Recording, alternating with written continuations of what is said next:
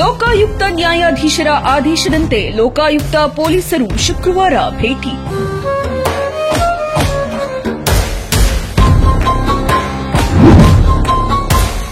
ನಾಲ್ಕು ಮಂದಿ ಲೋಕಾಯುಕ್ತ ಪೊಲೀಸ್ ಅಧಿಕಾರಿಗಳು ಭಾಗಿ.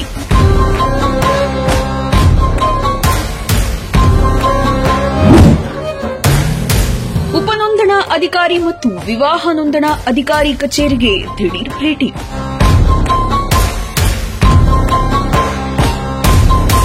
ತುಮಕೂರು ಜಿಲ್ಲೆಯ 10 ತಾಲೂಕಿನ ಕಚೇರಿಗಳ ಮೇಲೆ ಏಕಕಾಲದಲ್ಲಿ ಲೋಕಾಯುಕ್ತರು ದಾಳಿ ಮಾಡಿ ಕಡತಗಳನ್ನು ಪರಿಶೀಲನೆ ಮಾಡಿದ್ದಾರೆ.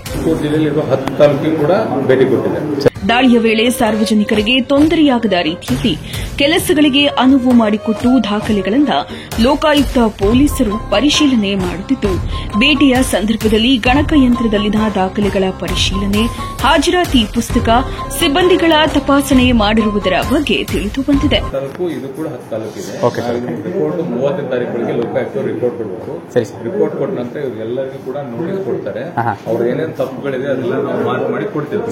ಮಾರ್ಕ್ ಮಾಡಿ ಕೊಟ್ಟಿದ್ದನ್ನ ಅವರು ತಗೊಂಡು ಹೋಗ್ಬಿಟ್ಟು ನಮ್ಮ ಜಡ್ಜಸ್ ಇರ್ತಾರೆ, ಡಿಸ್ಟ್ರಿಕ್ಟ್ ಕೋರ್ಟ್ ಜಡ್ಜಸ್ ಅಲ್ಲಿ ಇದ್ದಾರೆ, ಅವರು ಎನ್ಕ್ವೈರಿ ಮಾಡ್ತಾರೆ. ಎನ್ಕ್ವೈರಿ ಮಾಡಿ ಅವರಿಗೆ ಒಂದು ಸ್ಪೆಸಿಫಿಕ್ ಟೈಮ್ ಕೊಡ್ತಾರೆ. ಸರಿ ಆಯ್ತು ಮಾಡ್ಲಿಕ್ಕೆ ಒಂದು ವಾರ 15 ದಿನ. ಸರಿ ಮಾಡಿದ್ರೆ ಓಕೆ. ಸರಿ ಮಾಡಲಾಗುವಂತ ದೊಡ್ಡ ತಪ್ಪುಗಳು ಇಲ್ಲಿಗಲ್ ಆಕ್ಟಿವಿಟಿ ಮಾಡಿದ್ರೆ ಅವ್ರನ್ನ ಕ್ರಿಮಿನಲ್ ಕಂಡಕ್ಟ್ ಕೇಸ್ ಮಾಡ್ತಾರೆ. ಒಂದು ಪ್ರೊಸೀಜರ್ ಎಲ್ಲ ಕಡೆನೂ ವಿಸಿಟ್ ಮಾಡ್ತಾರೆ. ಚಾಲುಕ್ಯ ನ್ಯೂಸ್, ಜನರಿಗೋಸ್ಕರ.